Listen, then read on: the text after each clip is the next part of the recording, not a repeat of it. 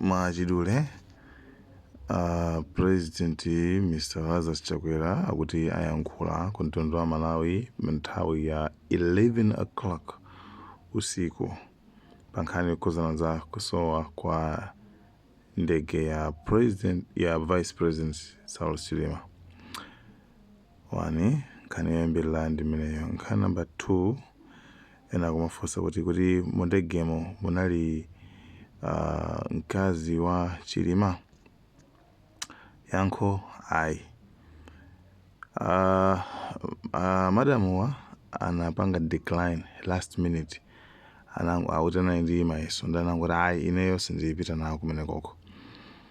Yetu nkhani ina ndiona kuti Vice President iso samafuna kupita chifukwa analatangobwera kumene dzulo kuchokera kunja kuja mabe azinzawo ndamanango azilambo pita ibe fa analinzano pacha.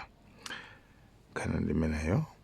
Nkhani ina mwachidule ndiona kuti mtsogoleri chimene cha 40 Enoch Johana ndi Vice President wake Antambo nawonso atambika maliro onse amene ali kumalo uku kusakasaka ndege adandaula kuti zida zosakira ndi zovutirapo kwambiri chifukwa kungoyendayenda kumafunika drone komanso ma helicopters choncho kusaka kukuvuta ndithu. Anthu onse amene ali menemo kusakasaka ndege ati kukuvutirapo chifukwa palibe zida zipangizo zokwanira zosakasaka ngasi ndi muchire komanso kuli mdima.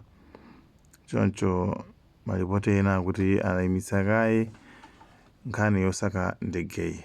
Tione nthawi ina.